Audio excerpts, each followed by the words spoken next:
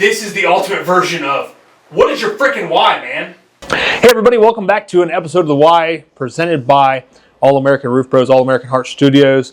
I am your host, Mr. Dylan Mullins. I think it's the first time I've ever said that. But today I'm sitting down with someone that I can definitely call a friend. I think by the time that this is all said and done, I'll definitely be able to call him a brother. He's a great dude. Excited to have him here on the team. He's actually one of our internal guys, Mr. Daniel Cooter Patterson. Coot, what's going on, brother? How you doing, man? I'm good. How have you been? I'm, living the dream, brother. Yes, everything's good. Everything's good. Well, good deal, man. Well, give me your elevator pitch. Like, tell me who you are. Like, if I was just to meet you on the street, introduce yourself to our audience. So, my biblical name is Daniel John Patterson, but I do go by a nickname Cooter. It's nothing bad. Before I was born, the Dukes of Hazzard show was very, very popular. And there's a guy on there named Crazy Cooter. Well, that character was one of my brother's favorite. And so before I was born, I was called Crazy Cooter. Cooter stuck. I was actually named after one of my uncles, Danny Sarter, and I was supposed to be called Danny, but it never stuck, and it's been Cooter. High school, college, professionally, you would think that it would kind of fade away. Never faded away. That's awesome. And dude. now when people see me, they know me as Cooter, but I try to be a little bit more professional, give them the reason why I'm called Cooter. My name is Daniel. A lot of people do love Daniel. My mother loves Daniel, but here I am 43 years later, still called Cooter. Well, I know when I was talking to Brian about when we were bringing you on, Brian Schwab, who we've had on the podcast. Schwabi, yeah. Yeah, he said... He's a great guy. The funniest story I've heard about the Cooter thing is he said he was at a gun raffle or something and your name got called. And yes. He's like, hey, Daniel, nice to meet you. Yes. And he was at a hunting drawing one time, and you have to put your real name down, and when you get drawn, they call Daniel Patterson, and I walk up, and people are like, your name's Daniel? Long time coming. Yeah, no, name's Daniel. It's really good stuff. Go by Cooter. It's good stuff, man. And obviously, we've had your lovely wife on here. And what's the family? What about you as a family man? Because I know your navigation into what you're doing here was a weird transition for you from what you were doing. Because give me a little bit of background on what that was professionally before you became, one of our field representatives here. So, I was. Long story short, I graduated from the University of Findlay in 2003 with an early childhood degree, Bachelor's of Science.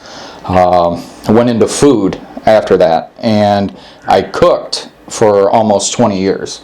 Met a great, also one of my long-term role models, he's not here anymore, Jamie Perbanik. I cooked for him at Red Gables and Jack's Deli, and the people from Sandusky will know, Jack's Deli and Red Gables. Yeah. It was the best. And his tutelage kept me sane. He was very humbled. He wasn't big on social media. And I wasn't either. This is very new to me. And followed him and went into Ruby Tuesdays. Managed there for a couple years. Worked at Bay Harbor at Cedar Point. Found a calling with the bar Brass Pelican. I worked there for 10 years. Loved everything about it. Couldn't say anything bad about the Brass Pelican. And we got smoked every night working. There was never an off shift there. So the food was good? Food was good. Food is one of the best in town. Hands down, one of the best in town. And who I worked for, Scott and Sherry Ebert, amazing people. And they would literally take the shirt off their back for you. And at the time, I told Scott, I just want to work. That's it. Yeah. I'll show up every day, won't call off, and I believe in 10 years, I called off one day. The day Scarlett was born? No, she was born on an off day. Oh. She was born on an off day. Smart kid, right? Yes, and Scarlett came and she was born on an off day, and I actually went back to a 12-hour shift 2 days later after she was born. And after the Pelican, I took over a kitchen at Daly's Pub in downtown Sandusky. Worked for another great couple, Dave and Laney Beer. Just amazing people. You, if you didn't like the job, you busted your hump for them. Yeah. Day in and day out. And when I did the interview with Dave, I just told him, I just want to work. and you won't have to worry about anything else. And then it boiled down to, once you turn around or you keep a restaurant going good, your time as the top dog, you need to be there. And I just started missing everything. Yeah. Can't tell you how many birthdays I missed. Can't tell you how many swim meets, baseball games I missed, graduation parties, everything, anniversaries. And once you get to that point where everybody knows that you're busy, you stop getting invited. Yeah. Because they know you're busy. They know where you're going to be. Birthdays took place at your job. When Scarlett would have a birthday, not saying this about any other staff members, but if they went down on Scarlett's birthday, I had to suit up, or if the kitchen didn't open. And when you have other people that rely on that's their dinner, I took that to heart. They weren't eating that day if we couldn't open. And I know some people will say, well, it's your daughter's birthday. Well, I raised my family to understand that. I'm going to be a part of your birthday, just in a different aspect. A little bit of different capacity. You might have to come here and we do a cake on the fly. We'll do something here. My birthday was always at work. I never took my birthday off for anything.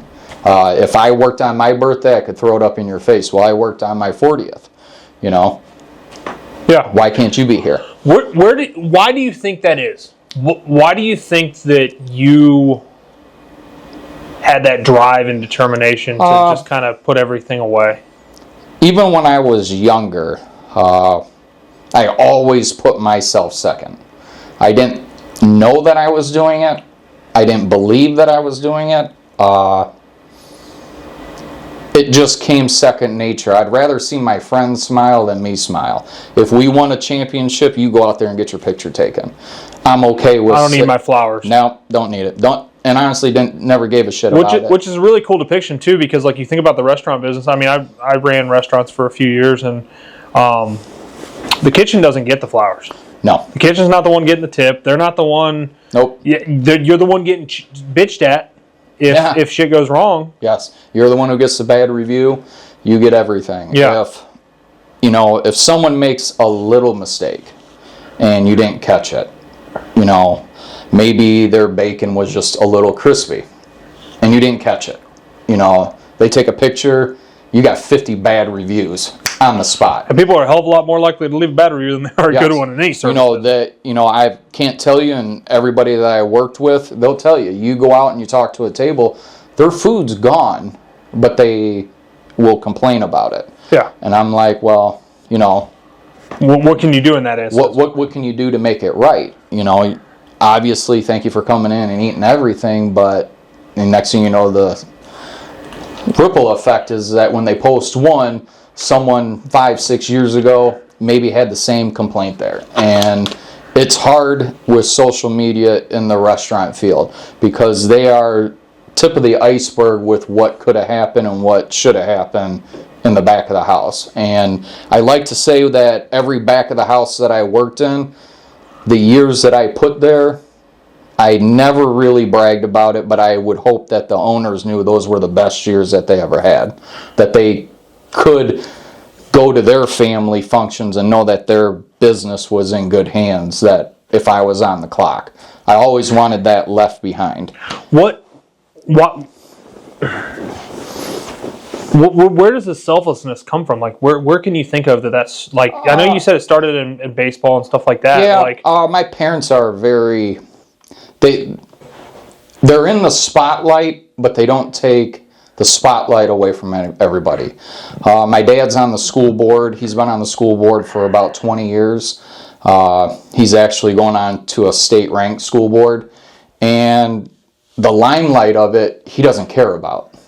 It's making that conscious decision that's going to be the right decision and having the backbone to stick with it. And sometimes you may ruffle some feathers that someone may not like. And, he's a 75-year-old man and running school systems. And you get a lot of backlash for no reason.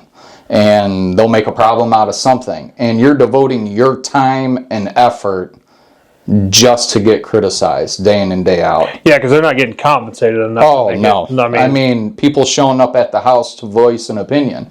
You know, he can't go to the Cameo without 30 people coming up to him. And it's just school board. I mean, he's not the governor. Yeah. You know, you may know the governor, but he's not the governor. And my mother, bless her heart, puts everybody in front of her. I don't know what she's ever asked for in life. Never. The one time I told her, you know, you guys do have extra money now. Why don't you travel? Why don't you do something? And she answered, my whole life was in the backyard.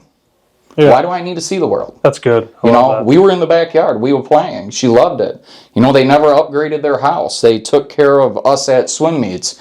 You know, they never deny you of going out to getting a pizza. They always invited you, you know.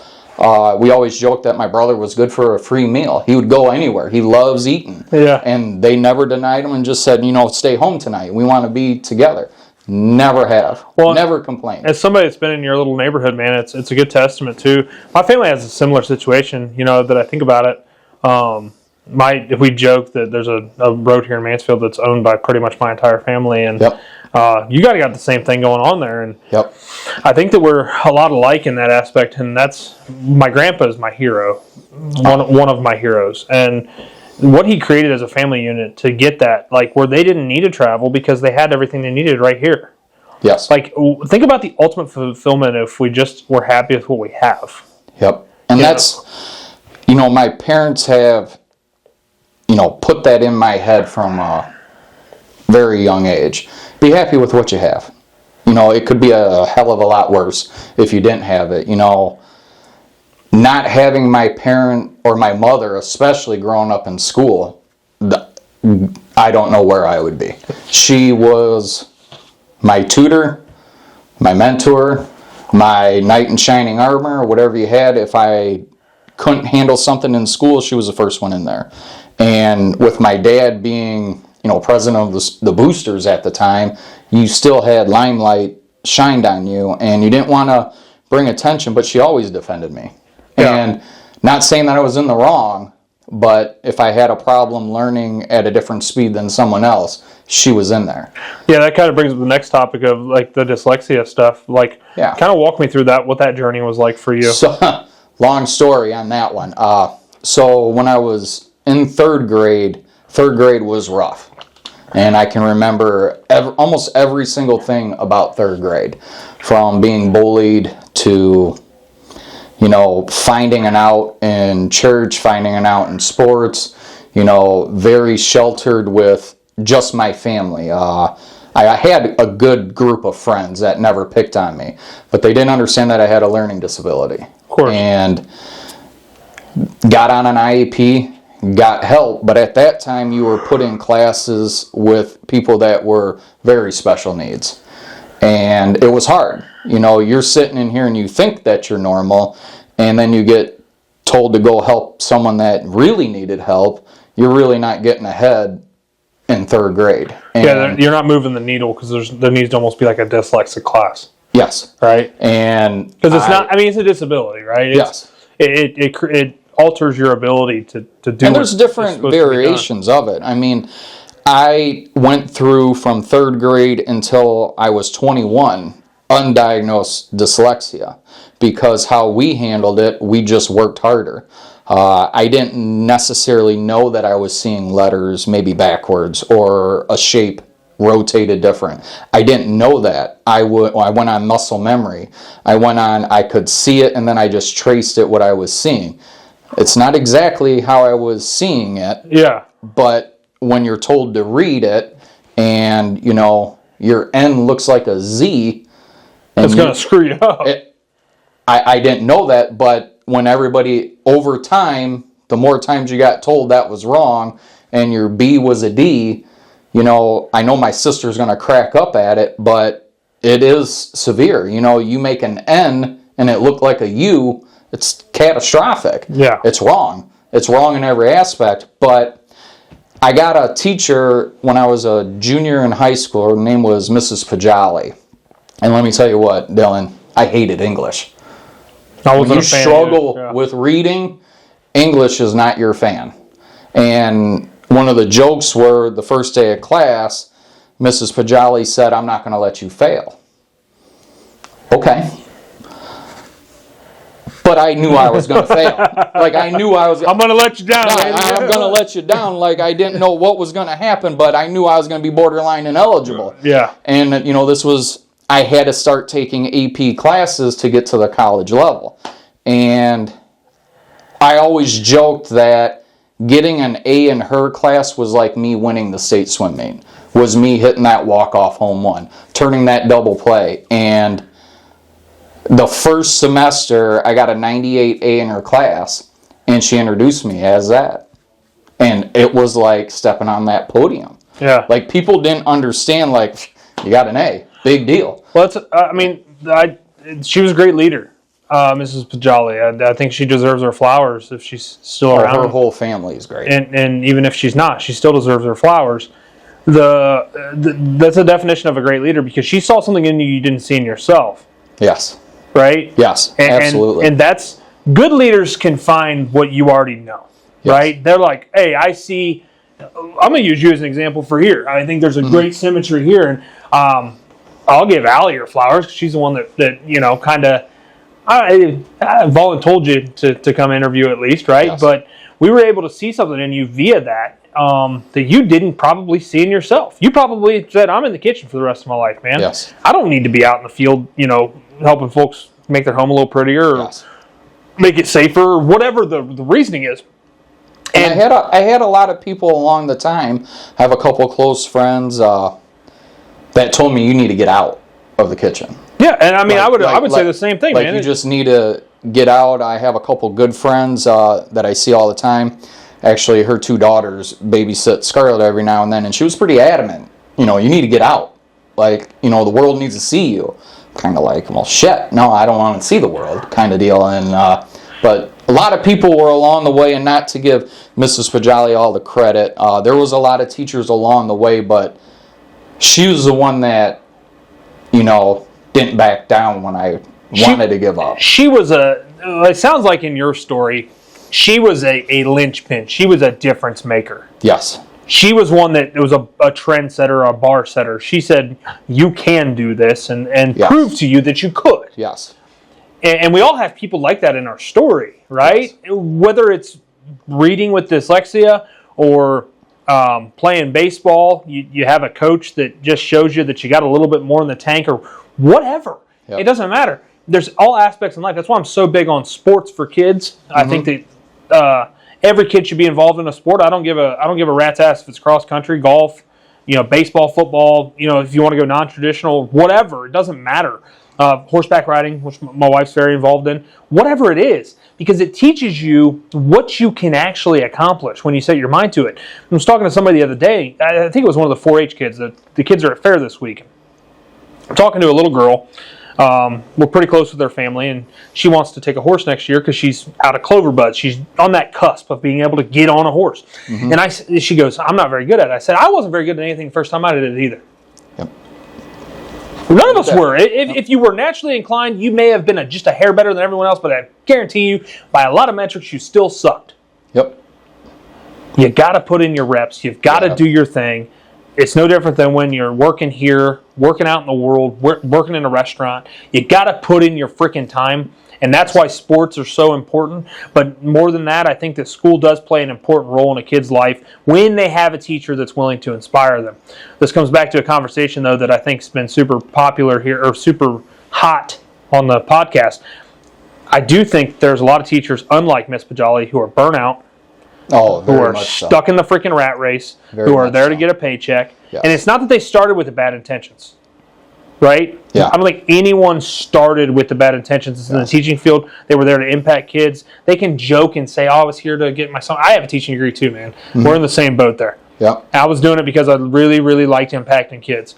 I realized I can make more impact if I own my own business. So that's where I am now. But it doesn't really matter at the end of the day if you have the wrong mind space. Because how many Cooter Pattersons are walking into any classroom today that just need a pick-me-up? Yep. And when Mrs. Pajali, the biggest thing that she ever taught me was, utilize, that you need help. Yeah. It's not going anywhere. Yeah.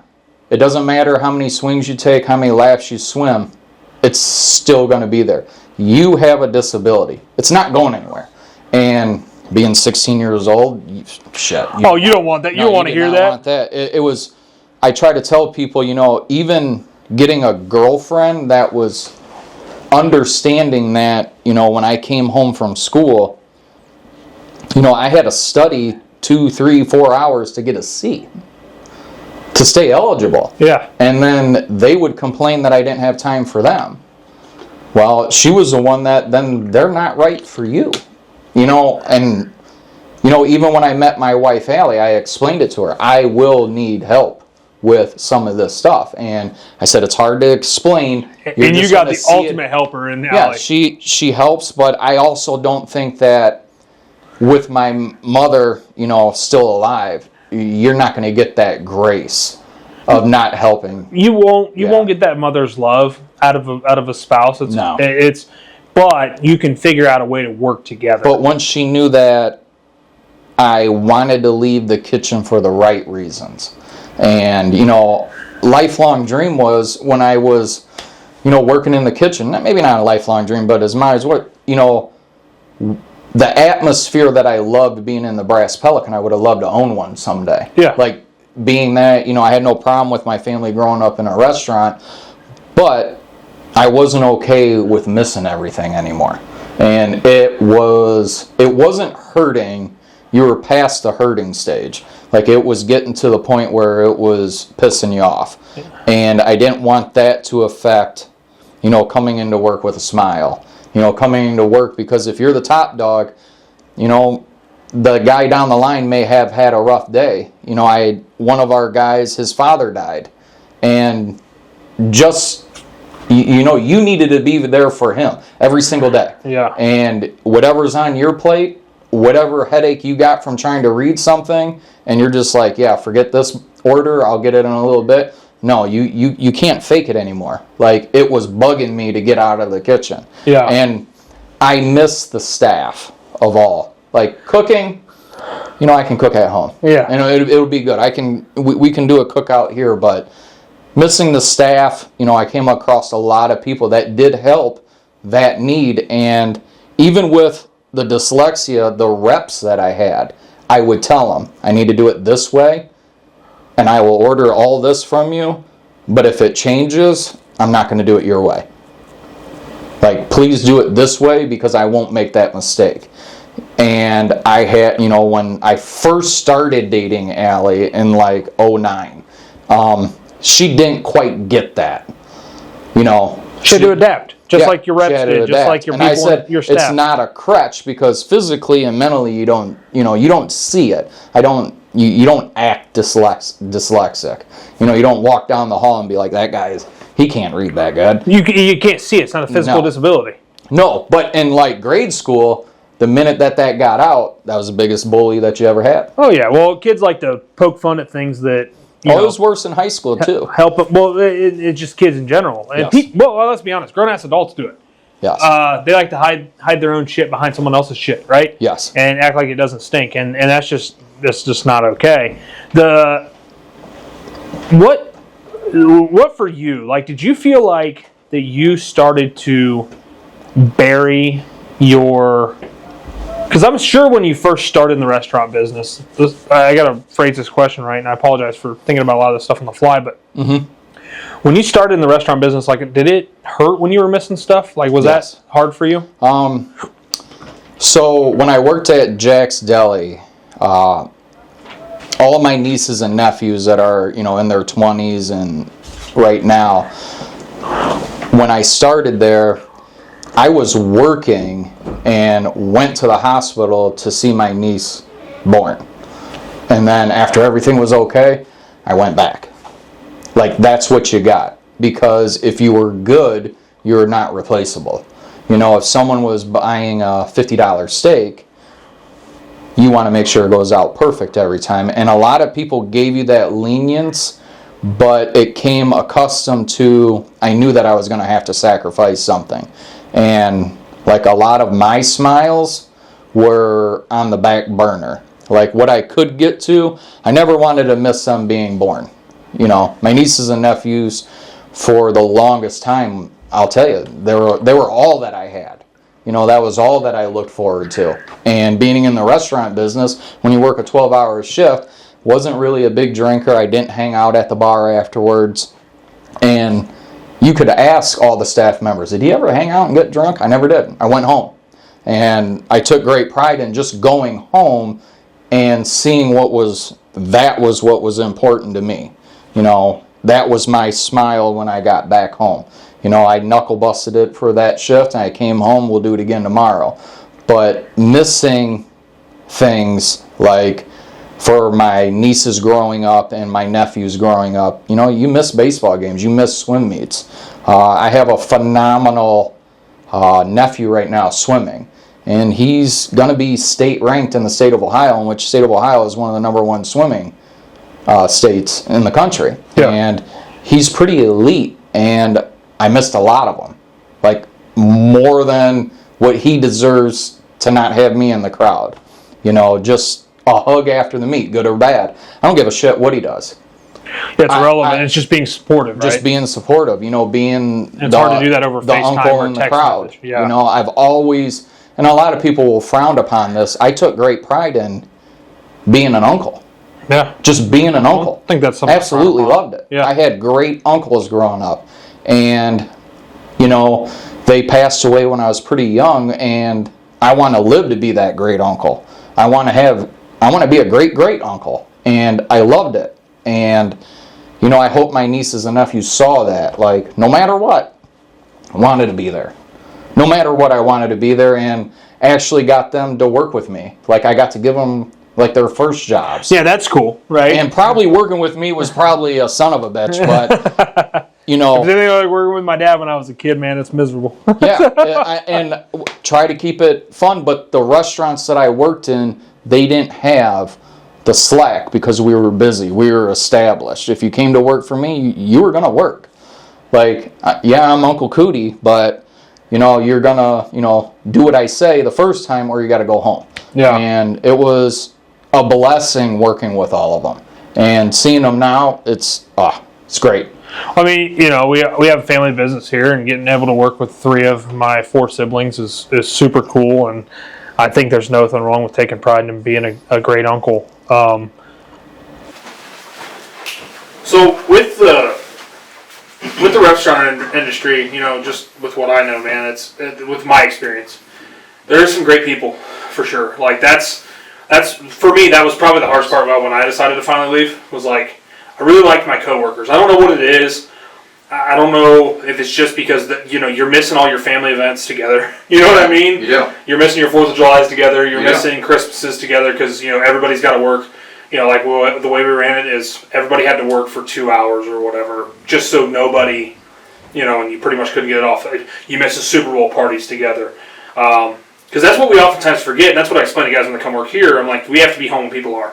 And that's no different. You're feeding people when they're home. Yeah. Right? Yeah. So you get robbed of a home life. Yes.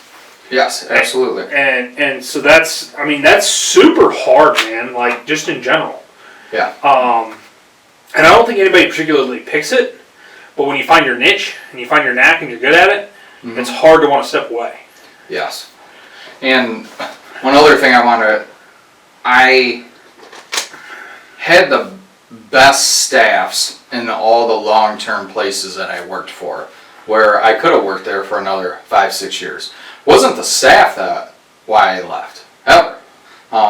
Always appreciated everything, you know. When Scarlett would come into the Brass Pelican, the bartenders would give her quarters and everything. You know, they would take care of her. They would sit around the bar and talk to her.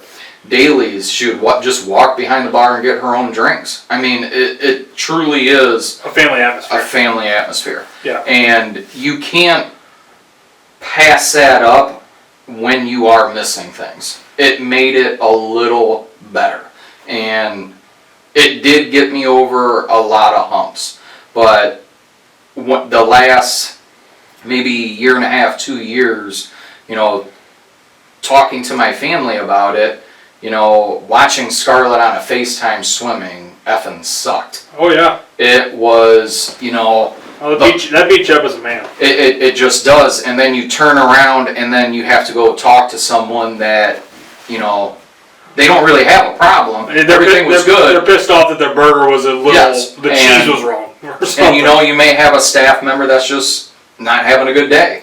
And you're not telling them what kind of day you're having because, well, you don't want to put the bad vibe in the whole restaurant. And one bad vibe can set off a bomb. And one thing I used to do, man, when someone would come in having a bad day, servers especially, I don't know what the hell it is about servers, but they're always moody. And they would walk in, and I don't know if any of my girls will ever watch this. They were all girls. The ones I always did this to were always girls. And they'd walk in with a pissy attitude, and I'd go, hey, you're going back to your car. You're going to start it. You're going to drive around the parking lot. And you're going to come back in with a better attitude because I'm not doing it today.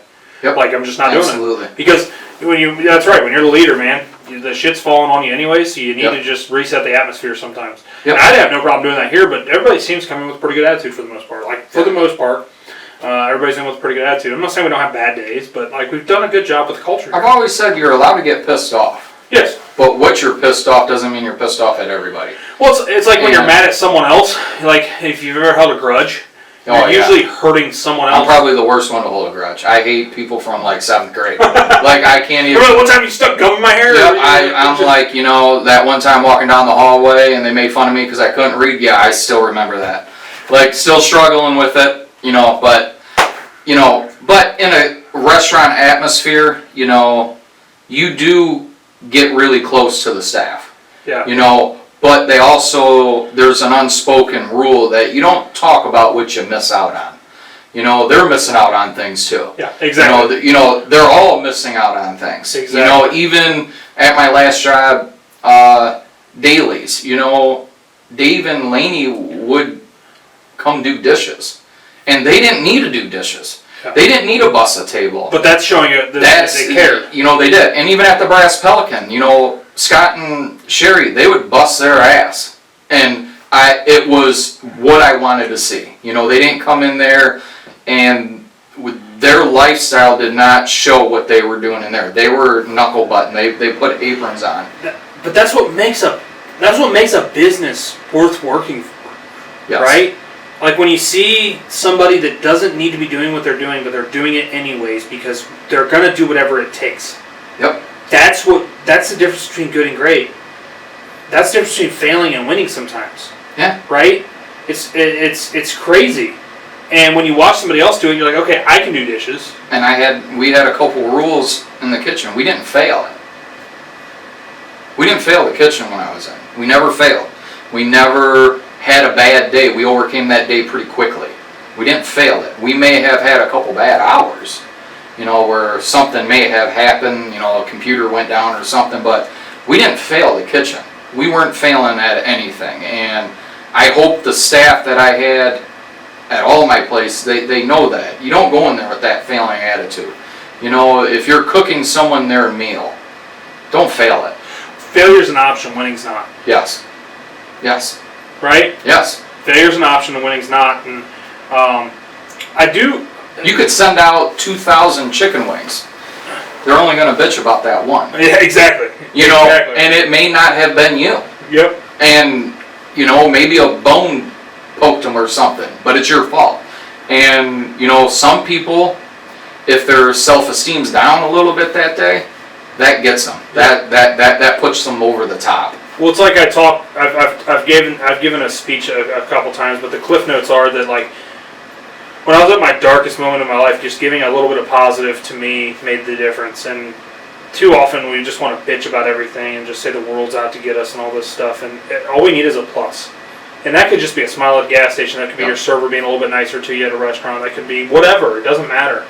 I do want to kind of lead the conversation here. You talk about all this happiness that you've had in the restaurant industry, and I hope that you're having here and all that good stuff. And I think you are. And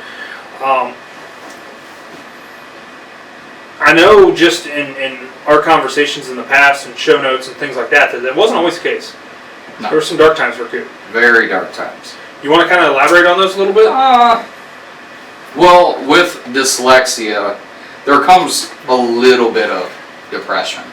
Like, there's the frustration. You're Yeah. not gonna get it. You know, accepting that you're only gonna read at like an 8th grade level. Just like the defeat, right? Yes, it's like, you know, why did God give me that? You know, something that's all the time. But then, you know, you do kind of, you're not that bad off. Like I always joke, you know, I'm stunning good looking. Like he could have made me completely, you know, he just passed, who is that guy? You know, I get that aspect. But the frustration of trying to be successful and, you know, and everything. Banking, you know, if you write a 25 and I'm seeing a 52, that's a huge difference. Yeah. And you have to take the time. And there does come a lot of depression with it. And one of my outs was, you know, how I stayed humbled is that I had to gather myself from that frustration part. You know, if it's telling my dad I need a boat ride around the bay. You know, we don't say shit out there. Yeah. Just two dudes. You know, it's like the struggle bus was real that day.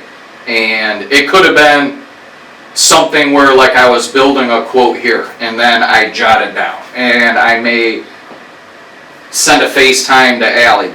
Does that look right? You know, and she could easily just say, no, you need to learn it. Well, I am learning it. It's just that I'm never not going to see it how everybody else sees it. Yeah. I have to adapt to it. And the struggle bus, you know, everybody will say, well, no, this is a short bus. No, the struggle bus is like a Greyhound freighter. Everybody's on the struggle bus, Yes, man. it's a struggle bus. You just might not be the struggle bus in that aspect of life that I am, but we're all struggling with something. And it can be construed one of two ways. Either, poor me, the world's out to get me, it's happening to me. Or it can be, everyone else is dealing with shit, the world's happening for me, I can just take what I've been given and be okay. Like, I've said it numerous times, dude, you could strip away all my shit, take me out of this frickin' building that, you know, or these 2 buildings that we own that are, I was just thinking about this, it is 20 times bigger than my grandparents' house that they raised 4 kids in, 14 grandkids and 6 great grandchildren in before they passed. I could do all that, right?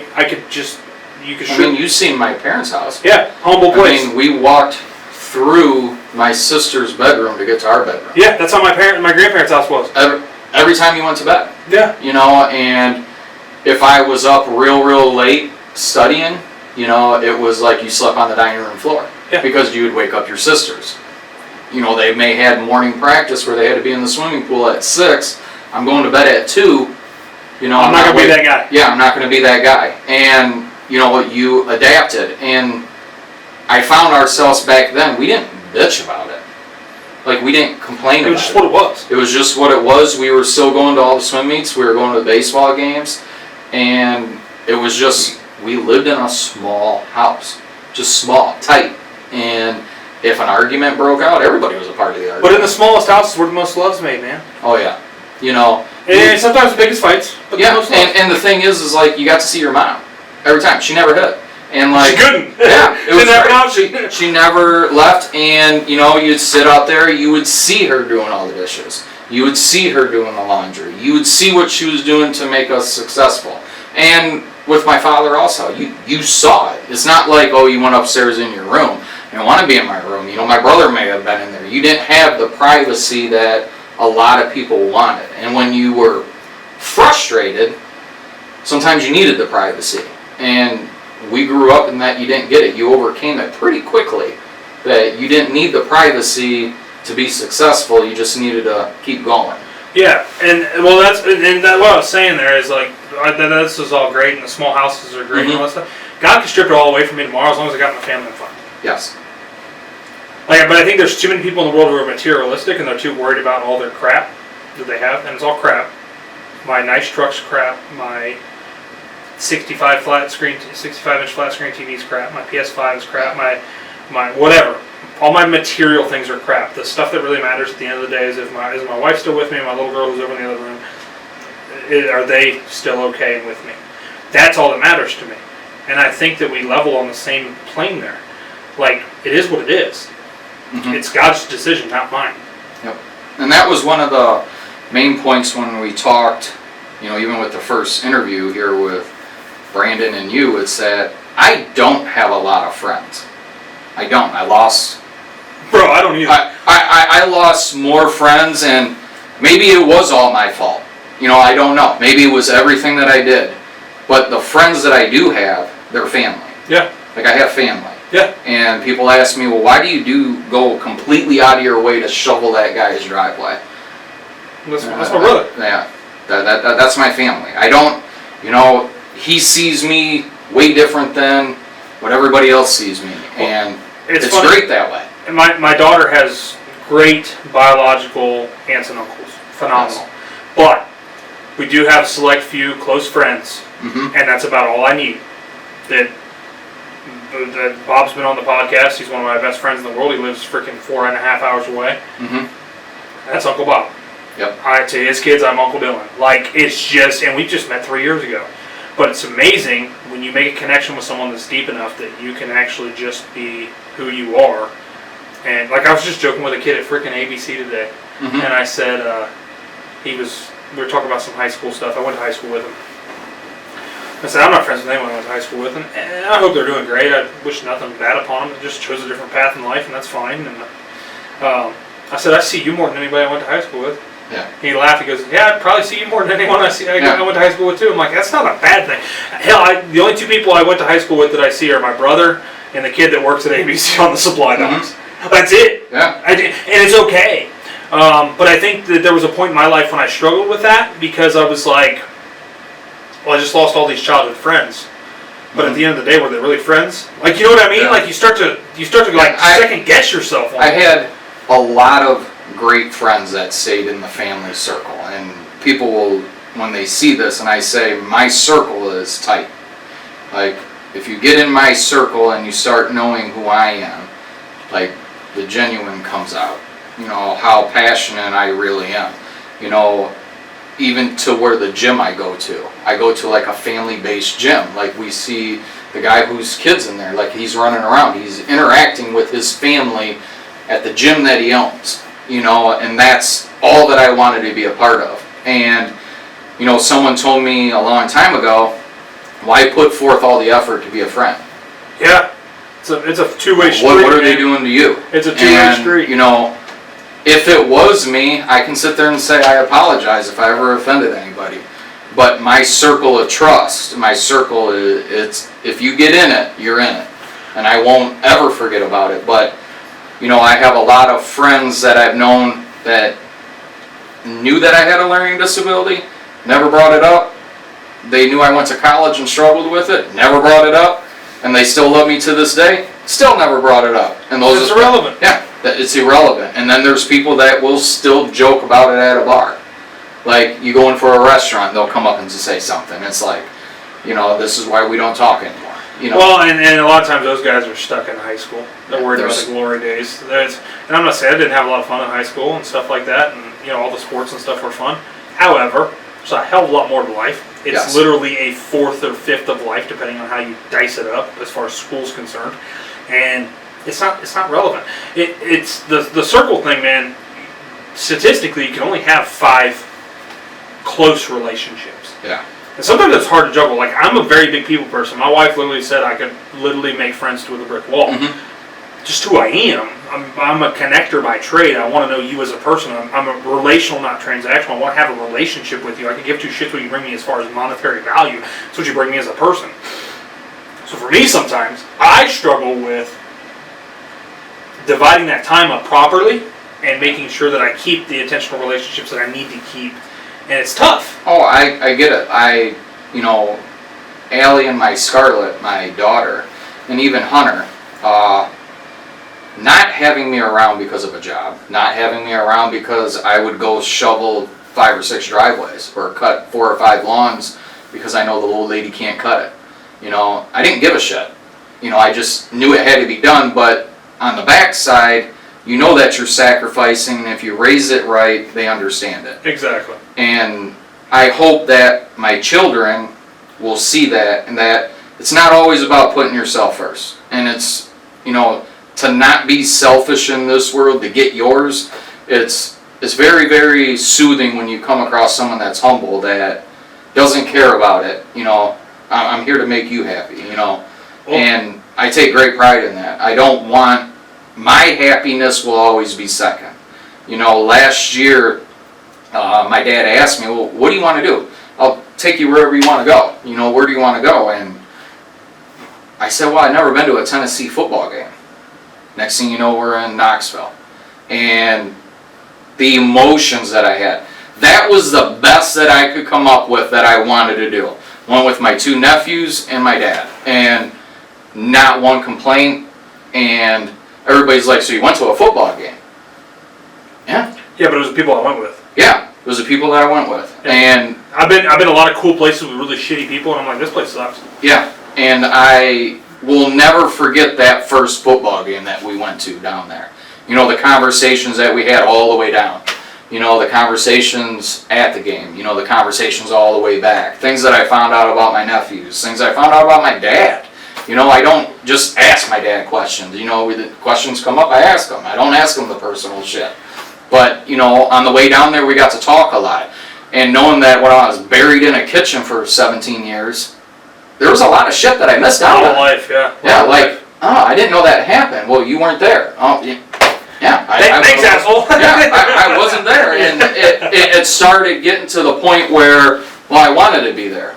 Even if other people didn't want me there, you still wanted to be there. I wanted to be there. Yeah. And that was a gripping thing last year dealing with it. Do you think that was a linchpin for you to start to find your way out of the kitchen?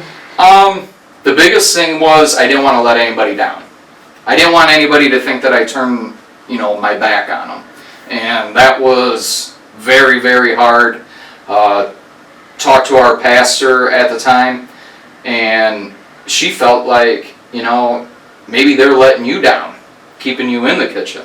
You know, you're okay to go spread your wings. You know, you're not the same person that you used to be, you know. Oh, we change every 5 years biologically. We have to change every 5 years. Yeah. Emotionally, spiritually, physically, whatever, right? And it's not that I wanted to get out and, you know, meet all these new people and do all that and, like, meet this great Mullins family. It's not that I had that on the agenda. It's that I simply just wanted to be a part of it. You know, even like a Sunday cookout. Dylan, I didn't know when the last Sunday cookout I had besides here was. Now, it's nothing against, you know, where I worked. I knew the it's a difference. It's a difference in, yes. in the industry, right? You know, going to church and coming home and having a cookout, people don't understand how good that is. Yeah. They take it for granted. Yes, and you know, having my mom's cooking again. You know, I'm very blessed that my birthday is always spoiled with my parents.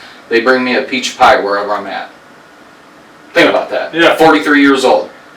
They still take the time to get me peaches and make me a peach pie wherever I'm at. Now, for 17 years, I shared it with the whole staff. You know, they brought it to me at work. And at the time, now I just want to be able to share it with your family. Yeah. You know, I want to share it with everybody. You know, I still want to share it, but I want to be, you know, on the home side a little bit. Yeah. And well, and I think too, man, and this is not a knock at you. I think you made the right move. But for me, when I was having a little girl, okay, everybody's excited to have a little girl, and I was. I'm over the moon, dude. The biggest, best blessing that God's ever given me, by far, bar none, hands down, right? mm-hmm. But I know how boys work, right? You know what I mean? Like, I get how boys work. I understand how we evolve, how we mature. I lived it.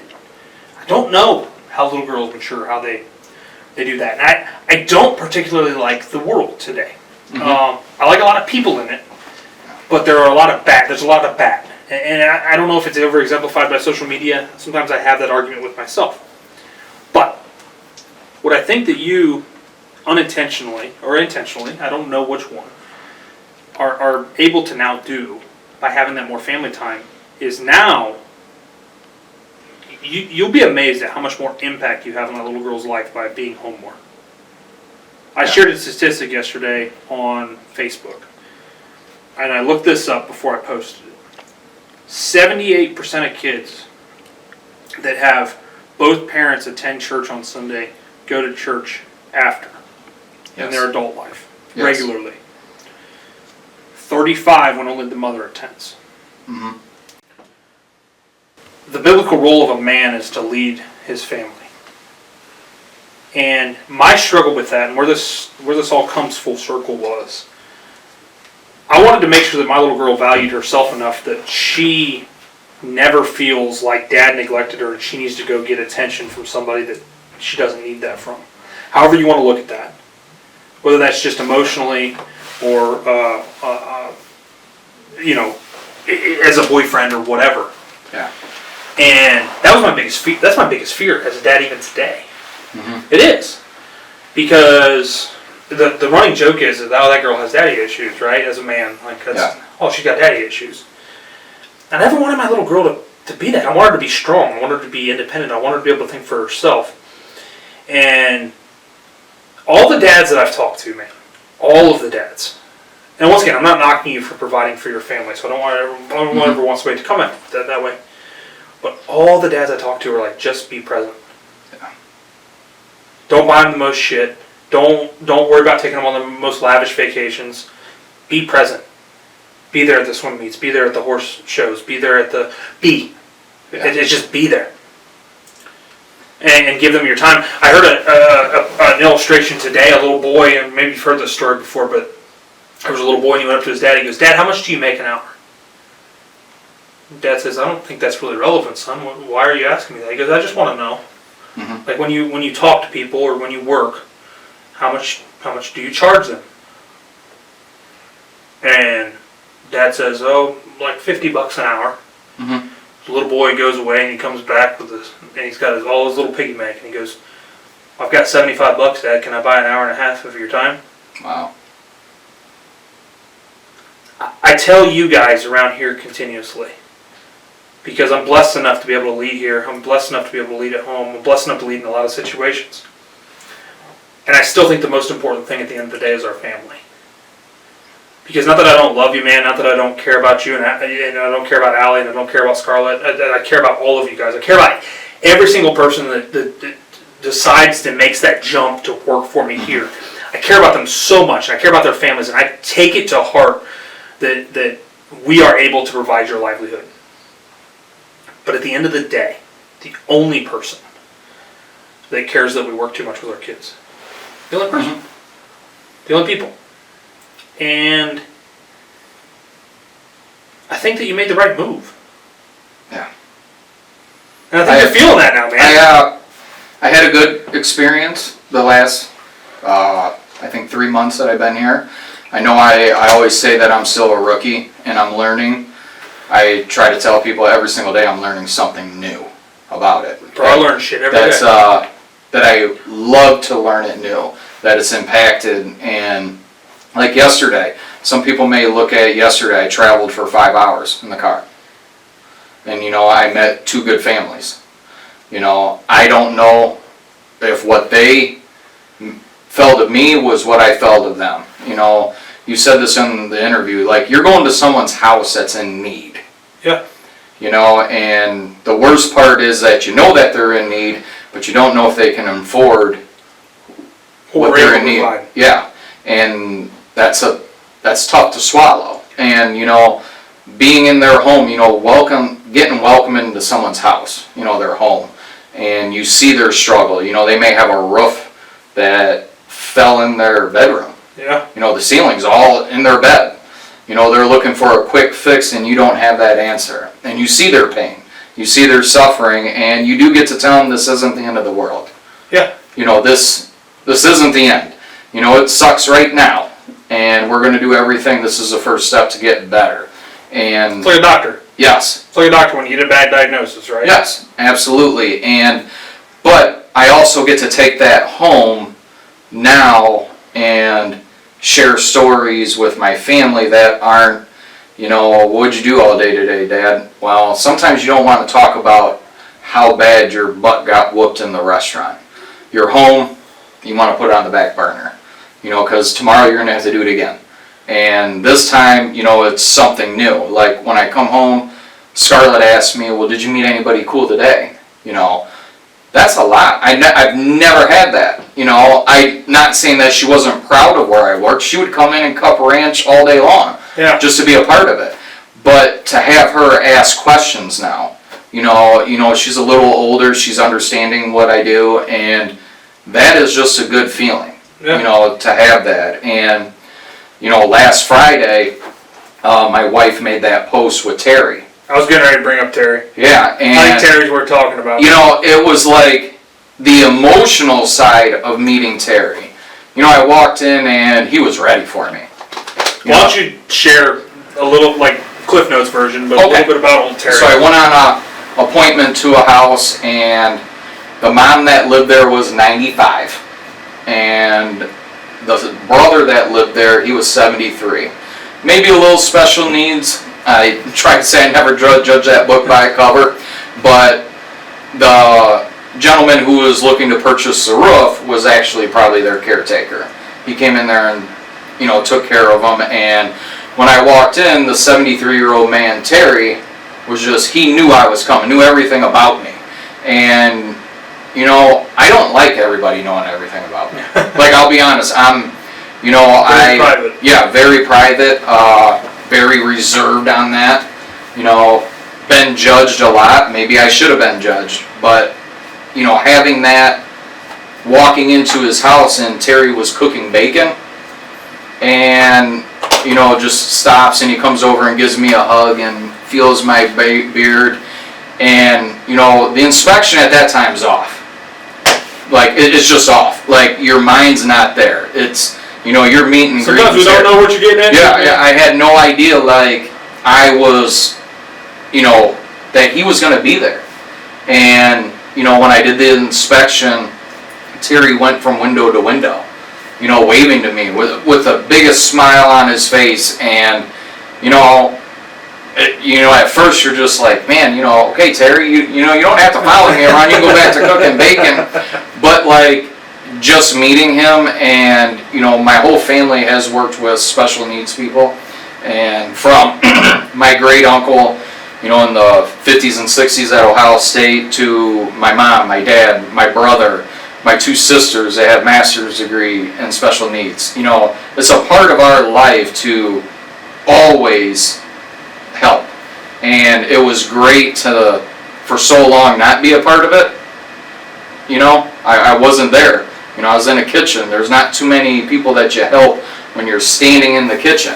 You may go out and visit them, but, walking around with Terry, and everything that I did was, he just laughed and smiled. And the emotional side, how he embraced me, the hugs, the pats on the back. And the next day, when I went back to present the estimate, gave him a shirt. And seeing his reaction with the shirt, that now we match, was, I know it's minor to a lot of people, but to me and Terry, it was a highlight of our week.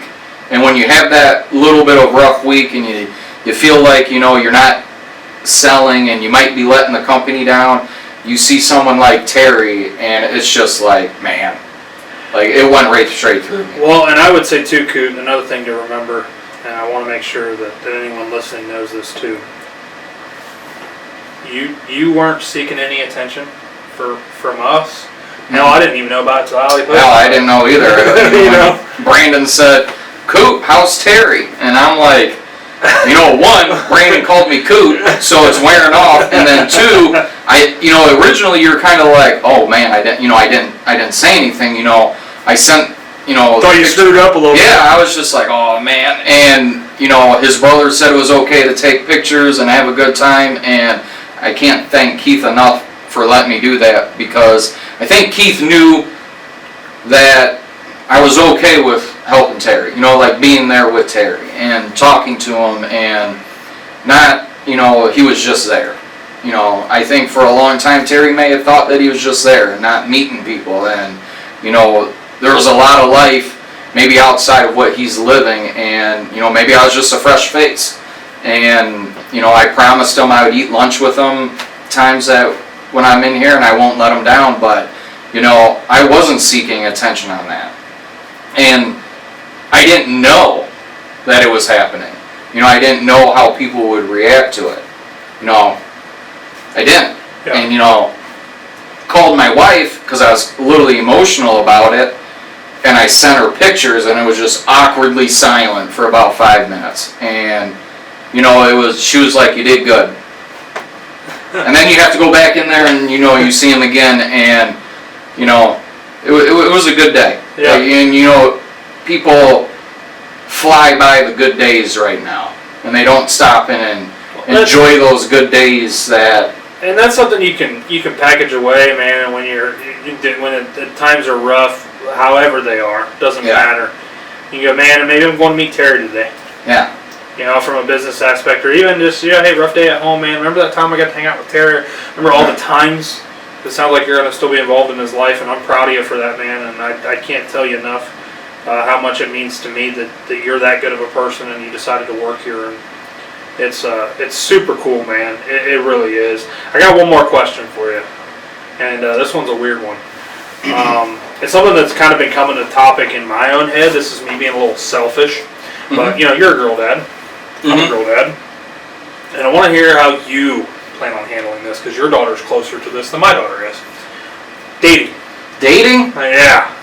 Well, it's becoming real, man. I know. And I have nieces that I've watched date, and my niece Anna has been with the same gentleman, Xavier, for a long time, and everybody embraced him. I mean, they're awesome, both type 1 diabetics, and it was just like you couldn't get it worked out. Yeah, you couldn't get, it didn't happen. And then you see like my nephews, they date everybody, but my niece Abby, she's a little picky. She finally found herself a good man, and you embrace it. But as like the dad standpoint, I have a tough time with social media. Real bad, tough time. And my mom made the comment to me the other day is that Scarlett's going to have a tough time dating. And I said, well, why is that? And she was like, well, you sit at a football game and all her little boyfriends, they won't come up to you. I don't think I'm intimidating, but then, people say, well, you got a bald head and a beard and your chest sticks out, and I'm like, well, I guess to a 5th grader it looks... Yeah, to a 5th grader, I don't think I'm a big guy, but... And I know I'm a big dude, so I know that I'm, like, I can only imagine what the little boy's going to feel. I'm going to hit you with a curveball right now, because everybody's going to think, like, Coot's going to say she ain't dating. Scarlett's going to date the most perfect guy. Yeah. I know she'll find that. Yeah, and I believe it, man. Yep. I bring this up because I was listening to a podcast recently. I wish I could remember who said it. And this topic came up. And he put it like this, and maybe this will help you with a little bit of perspective. And he said, he tells his daughters, you can date. Dating is meant, because this came from a Christian aspect. Mm-hmm. And this is where I struggle with it at. Just knowing how I was as a young man, knowing how a lot of young men are, I get it. Mm-hmm. And my wife and I are very diligent about, one, raising our kids in general with good Christian values. That's like our number one goal. I think our number one responsibility as parents is to make sure that our kids have a personal relationship with Christ. Hands down, bar none, doesn't matter. My podcast, I can say what I want. Suck it. Mm-hmm. Anyways, so he put it like this. He said that dating is only practical when it's meant for application. And the application for dating leads to what? Marriage. Yeah. You can't have a practical, and it's not that I don't want my daughter to be sheltered. She can't have guy friends and stuff like that. Mm-hmm. There's none of that. Zero. I had plenty of friends who were girls in high school. I struggle with it when we're focusing on academics and sports and things like that, because there has to be intention behind it, and it's something you have to drill into your kids at a young age. Absolutely. That's a struggle, right? Absolutely. Because, like you said, she's going to find the perfect boy. Yeah. But the only way she finds the perfect boy is if one, as men, set the example, because we are who our sons will become and who our daughters will marry. That's a fact. Yeah. So set the example, love their mother, show them what a good, healthy household looks like, show them what a healthy marriage looks like, a healthy relationship. But two, it comes from setting proper expectations up front that, hey, sorry, not trying to be a dick, but But I'm going to tell you right now that until you have that aptitude to be able to date for a reason, that's the way it's going to be. And it's not, and I still even struggle with that. It's still a half-baked idea in my head, right? Mm-hmm. Because I don't ever want my daughter to resent me, ever. No. I want to be her best friend. I genuinely do. I want her to respect me, but I don't want her to resent me. Massive difference. And I want to have a relationship. I always envied, and it's not that my parents were bad parents, but there was a little bit of fear factor. Mm-hmm. I want my kids in general to be able to go, oh shit, I messed up. I need to call my dad. Yeah. I mean, I didn't impose that on my nieces and nephews. You know, call me.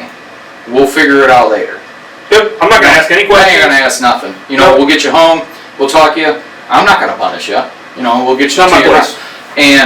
But with Scarlett and even Hunter, you know, Hunter, when he was at the age of dating, it was like very, very awkward for him. You know, trying to find someone that he could like to sit down with. And with Scarlett, you can see that she's going to carry men on a pedestal. Like, you better be as good as her grandpas. Yeah. Because if you're not, you're going to be told.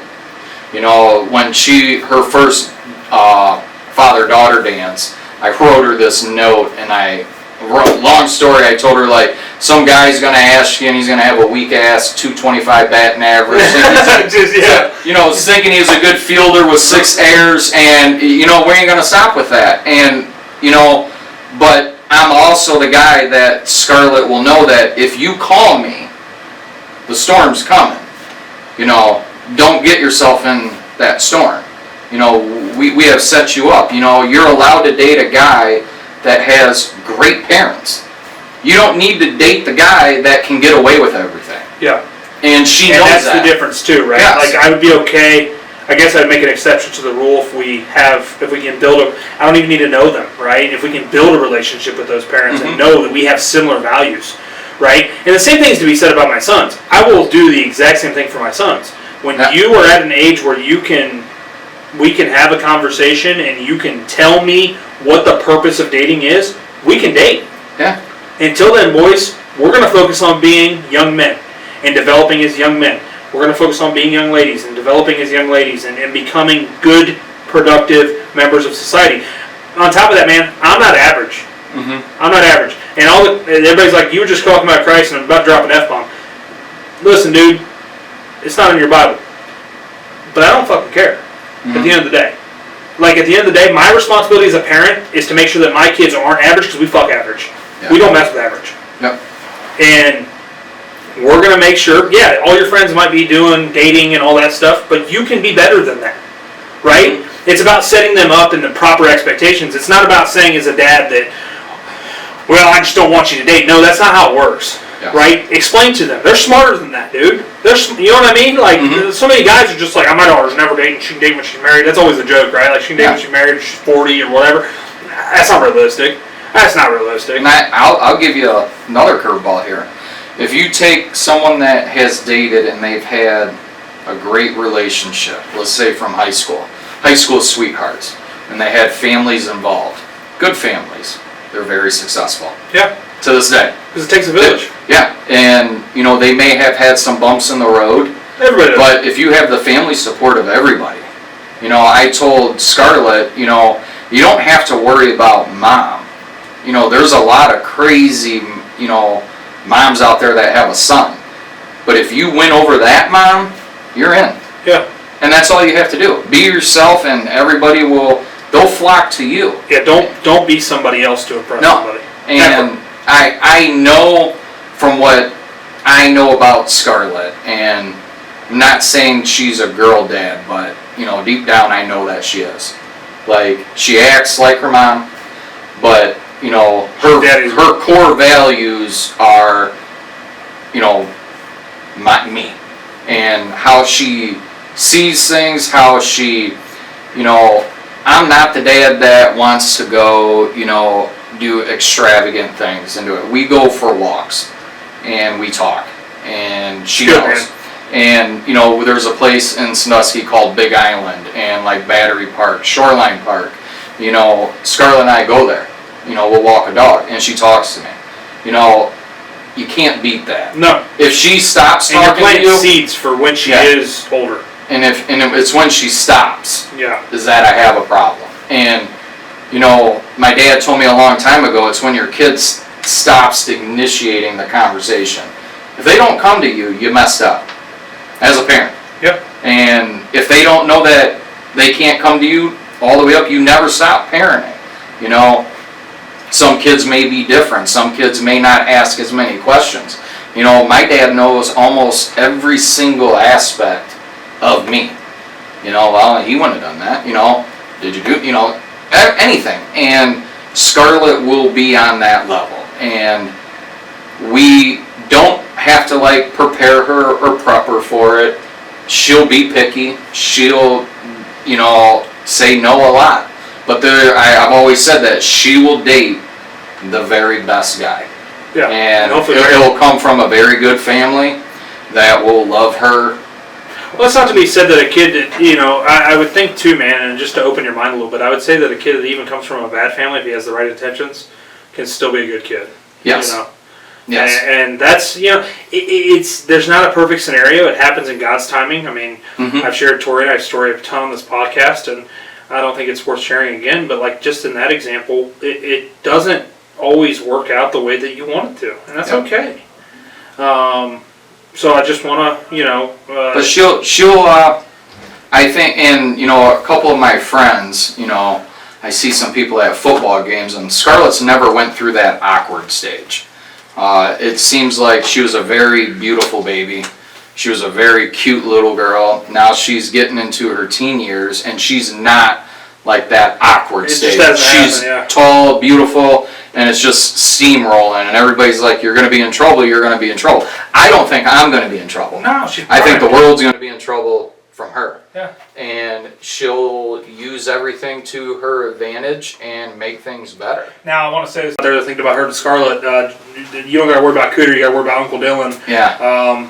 And Big Brandon. And Big Brandon, yeah. And Uncle Brandon. So she got some Mullins uncles now that. And she embraces God. That's beautiful. That's the best part. The best thing about her is she hugs you before she leaves. I don't know if you ever caught on that. Oh, yeah. She'll come up to you. She's a great kid, man. And she'll hug you. And it's not a handshake. It's not like bye deal. She comes and she hugs you. Yeah. Like she embraces that. You and Allie done a phenomenal job with Scarlett, and I've got a chance to meet Hunter yet. I'm sure he's a great kid too. And but just in the case of Scarlett, and for me, man, it's been a little selfish here. I'm a new girl dad, so I'm just trying to navigate these waters. It's nothing better. You know, I had a very close friend, and I've known her for a long, long time. We were at a synchronized show, and she was having a rough day. And she told me when Scarlett came up to her and gave her a hug, everything just stopped. And like, you can't coach that. No. You can't, you know. It's who she is. Yeah, it's who she is to the core. Yeah. And when you make someone else's world pause, and at a young age, Allie and I joke all the time. We don't know what we did to deserve Scarlett. Like how she. And I say that about Lainey all the time. I have how she is, just she does things even if she doesn't pick up her messes at home. Okay, she doesn't bitch about it.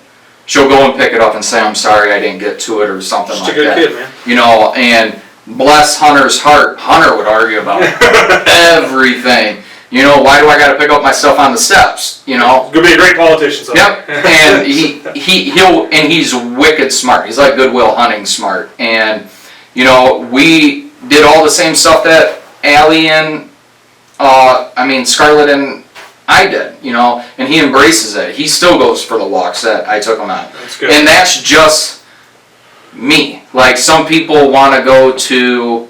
Like they have to do those one-uppers. Like, look at me, I went kayaking with my daughter. That is fine. I wish I could. Good for you, man. Yeah. But me, we go and talk. We go for walks. We have a lighthouse thing. Like I love going to see different lighthouses. And, she loves them. And going to see the water, I know that she'll live on the water. I know that she'll live on the beach somewhere. Well, but like it goes back to what I said earlier in the episode, man. It's just being present. Yeah. Just being present. Being present. And you're doing a great job, man. You're a great dad, great asset to the team, phenomenal human being. Love having you around, man. Thank you. And we hope that we got you for the long term. I'd like to open the last couple minutes here of the episode as we wrap up, man. Is there anything that we haven't talked about that you wanted to make sure got shared today? More lines of, did you want to ask me anything that we didn't talk about? I know we didn't talk about the dark days, but no, and that's fine, man. That can definitely be another episode, and if you want to talk about it now, you're more than welcome to. But if there's something else, man, that's on your heart, you're more than welcome to share. Well, I am a survivor of some pretty dark days. A lot of them are probably self-inflicting. People view you as how they see you, and the traumatic part of that is, years and years ago, I am a survivor of a suicide attempt. And a lot of people are going to look at me like, how the hell did you get there? Well, I was bottom of the barrel. I knew the road that I was going to take wasn't going to be the easiest. I didn't know if I could get through it. Still getting through it. Still get bad mouth. And a lot of it is probably me. And it's just me in general. But on that day, a lot of people don't understand how bad you could get beat up to put you there. I was 24 years old. I'm 43 now. And, if I didn't have my mother, my family, my two sisters, at that time, I know I wouldn't be here. And the day of, this is where, some people will have a tough thing. You did lose track of your sight on God. I was pissed off. I was pissed off at him. I couldn't believe that I was going to have to live a certain life. And, I was out in the garage and I was just, this was just not a good day. Yeah. And, I don't know what happened. I don't know how it happened. I don't know how my mother was actually watching my niece at the time. My niece was 4 years old and I heard her saying, Uncle Cootie, are you in there? And if she wouldn't have came out, my niece Abigail, she probably doesn't even know. And if she wouldn't have came out, I know we wouldn't be having this conversation. Yeah, and I'm grateful for that moment, man. There's a few people out there that I did share it with. And, when I say tight circle, tight circle, you don't want to tell people that life got the best of you. You don't want to tell people that it makes you feel you like wanted to meet God one-on-one. Yeah, you were and right now I'll tell you, I don't want to meet him anytime soon. No, I don't want to meet him anytime soon. Did I overcome some things? Maybe I did. Maybe I didn't. I know I met a couple people along the way that, changed my life and accepted me. I wasn't one out drinking and doing anything. I wasn't out there, just wanted to come home. And, there's a lot of people around that, have a mental illness that they don't share. And a few years ago, one of probably my best friend at the time and Allie's cousin, he committed suicide, just on the whim. And we talked about it. When we worked together at the Brass Pelican, that's one that I'm never going to get over. Yeah. It's just, and I try to tell people that we don't understand where Jacoby was with his thoughts. Well, I do. I know exactly where that guy was sitting. I know that, it's not the answer. It's the last symptom of depression. Yeah. And, if you don't find God, if you don't find your circle, it's a dark, dark world. And, some people can put you there, you may put yourself there. And I try to tell, my close friends, and I had a luncheon with one of my God, she was a great friend. And her daughter lost a friend this past school year. And I felt obliged that she needed to hear my story. You know, hearing about a kid who just graduated high school, committed suicide, who was actually my cousin, you know, trying to talk to his dad, and I knew that she was going to be very affected, and my family was very affected by it. But some people see it as different. You know, they don't understand that you can be better. And I put it on my application. I strive to be better than who I was yesterday. Always. Always. I don't care what the situation is. I try to be better than that day. And if I'm better than that day, it's a win. Yeah. And the win was earned. So it wasn't given. Nope. You know, Always and the thoughts, you know, the heartache, you know, what it could have done to my family, what it could have done to people that I didn't meet, you know, we're at that crossroads with, you know, when we lost Jacoby. What it would be like with Jacoby, and with Jacoby not here, and it hasn't been easy. It hasn't been easy at all. A lot of times we don't even talk about it or acknowledge it because the big answer is why. I know the fucking why. I know it. He wanted it. And the hump is to help someone that is dealing with that is to get them away from that why. Yeah. You know, I know why he did it. He wanted to. And it's hard to accept that.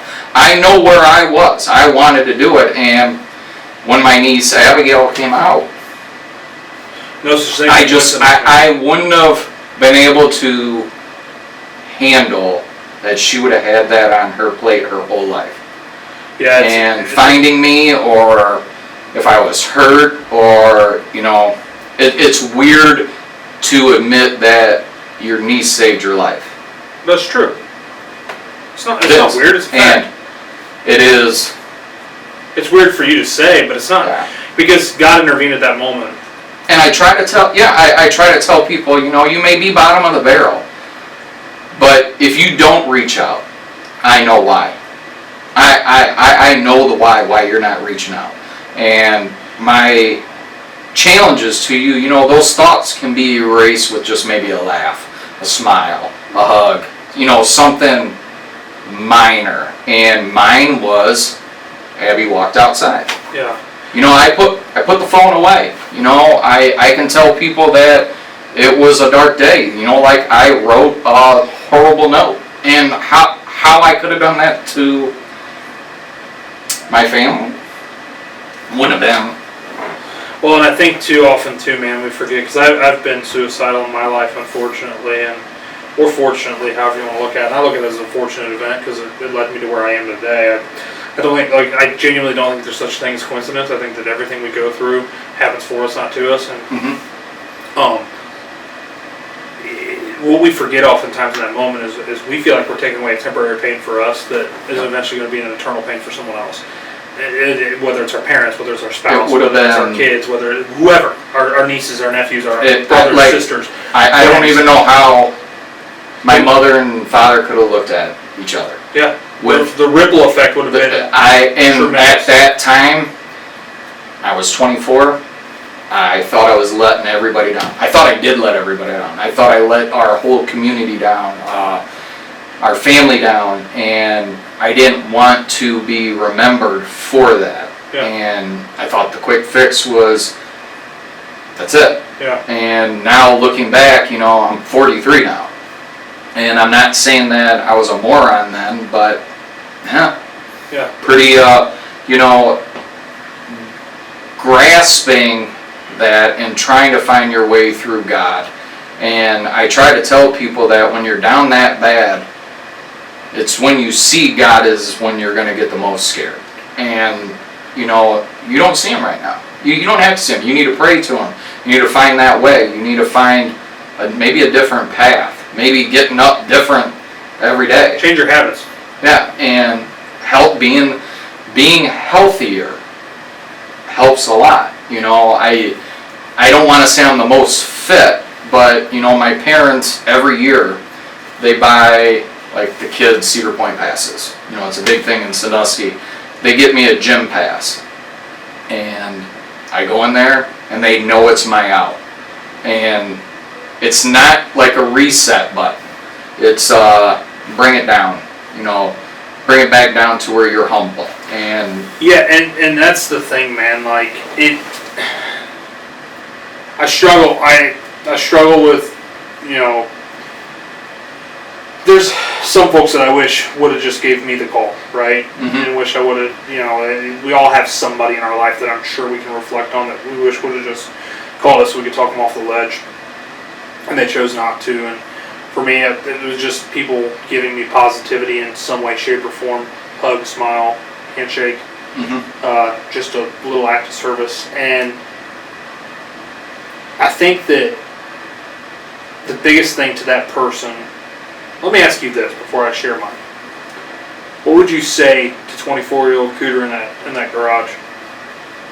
What would you tell him? That's a damn good question. What would I tell him? If you could talk to him with everything you know today, let's keep it one sentence. What would you tell him that would change it? Aside from the Abbey thing, obviously that was an act of God, beautiful thing. But what would you tell him?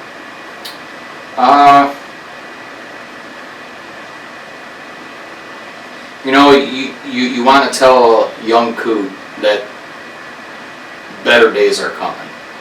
I use that line quite a bit. Whatever day you got here, I can promise you, there's going to be better days. I don't know when. You haven't reached your peak. You haven't reached your peak. But young Coot at that time, I was on a straight path to being very successful. With the dreams that I had and everything that I had, and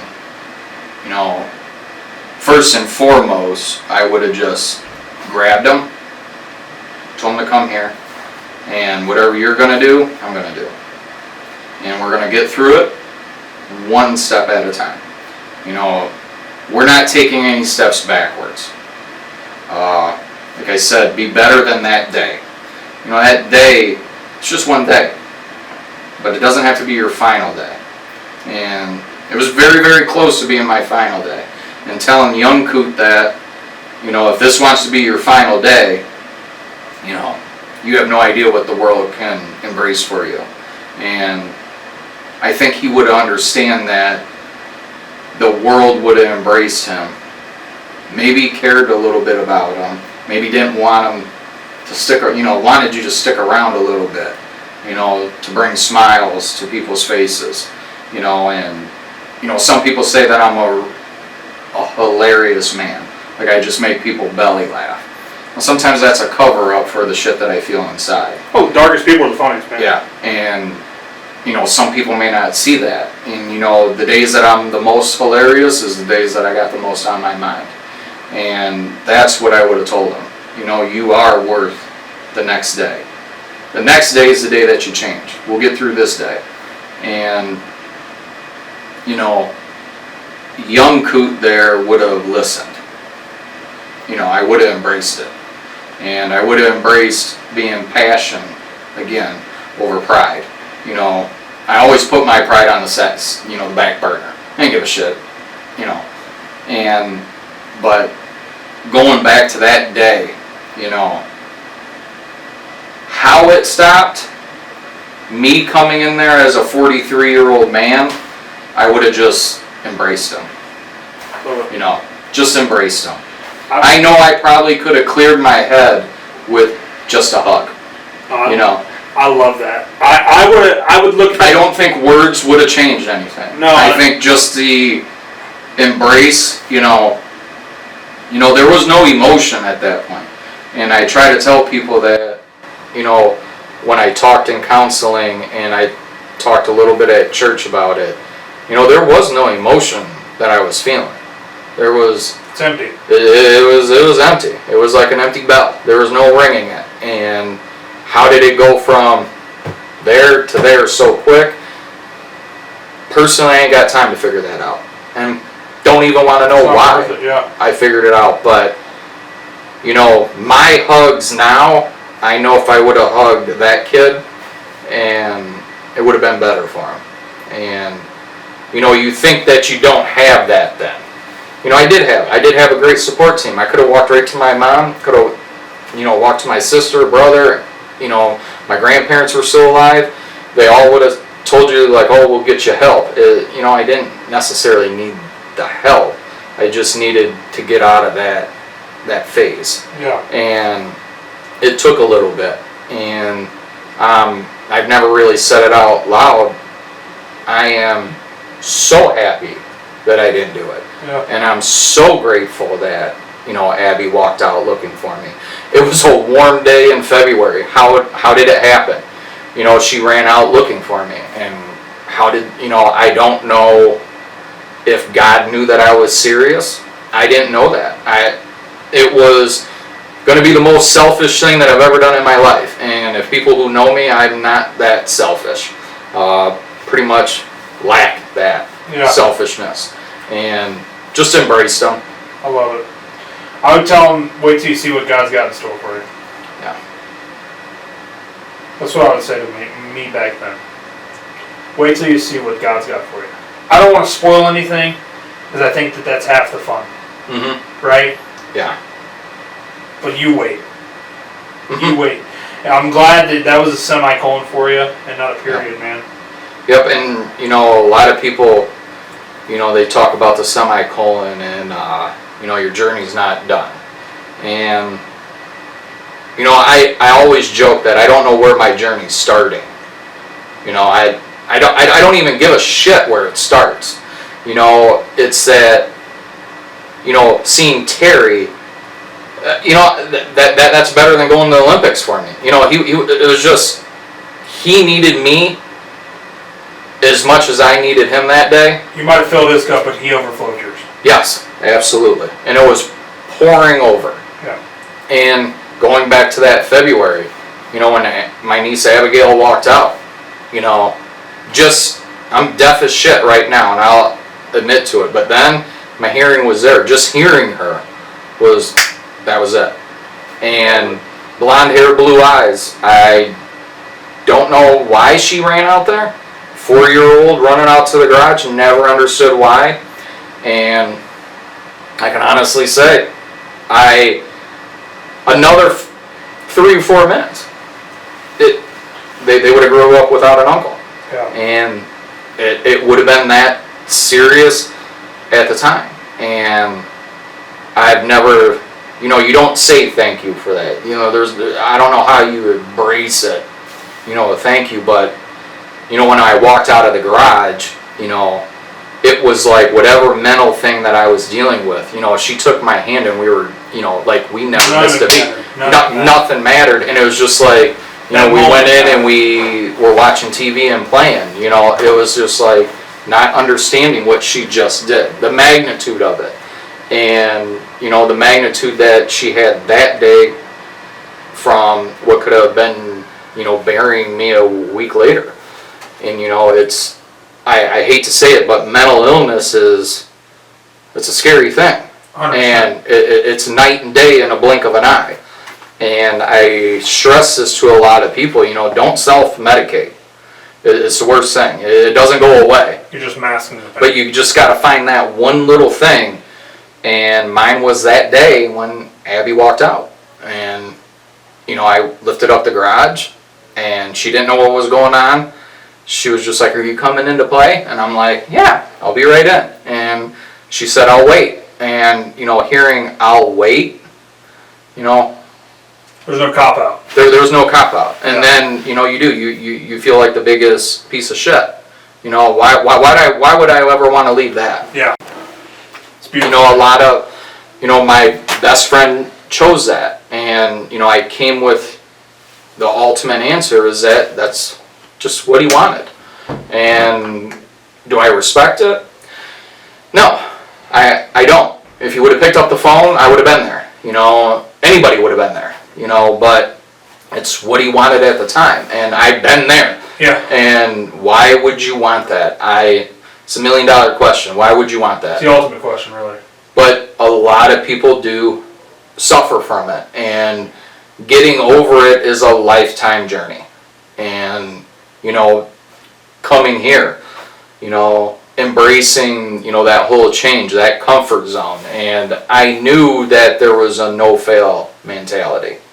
Like, I ain't gonna... Burn the ships, baby. Yep. We're just keep working, and, we don't dwell on that day a whole lot. But it's significant. Yes. There's a few times that, when that day comes up, you're kind of like, wow, Made another year. Yeah, made another year. And, made it another good year. And, you deal with a lot of turmoils, and you meet a few people along the way that make it worth way more than that one day. I love it. And, I would like to apologize to anybody that has been down there, in my family that didn't know, that I didn't share it. But then also, I really don't give a shit that I didn't share it. No, because our test ultimately becomes a testimony. Yeah, you just feel like a failure. Yeah. And I think that's a very good wrap here, man. And quite frankly, break that third wall again. If you as an audience member didn't get something from today, if you're struggling, if you're in a dark place, I think that was a lot of the topic today, right, Coot? Yeah. If you're in a dark place, man, reach out to me, reach out to somebody, reach out to Coot, call someone, man, because I'm telling you, there's so much more on the other side of that pain. I promise. And that's, I don't even need to tell you that if you didn't get anything out of today, that you're an idiot, because you just need to go back and listen again. It was great conversation. I appreciate you for opening up and being vulnerable. And it's not the only thing it's final for. The only thing that makes it final is when you decide for it to be final. And I don't want to say that you're a failure if you do that, because that's not my place to judge. But I do think that if you decide to do that, all you're doing is passing that pain to somebody else and amplifying it so much more for that person. So without further ado, man, I want to thank you again, Coot, for coming on, man. I want to thank you for sharing your story. I want to thank y'all for listening all the way to the end here. Like this, share this, send it out to your friends. Send it to somebody that thinks you need to hear what we're talking about today. And, yeah, other than that, man, I just want you to keep asking yourself, real quick before I do the final, the why is why we wake up. Yes, sir. The why is why we do what the fuck we do. The why is why we go out of our way to help people. The why is why we decide to sacrifice time away from our families. So the why has to be bigger than the why not. And if your damn why is not bigger than your why not, if you're thinking about that I need to end it right now, your why is not big enough. I didn't mean to get emotional here. I didn't mean to get a little bit on my soapbox. But this is the ultimate version of, what is your freaking why, man?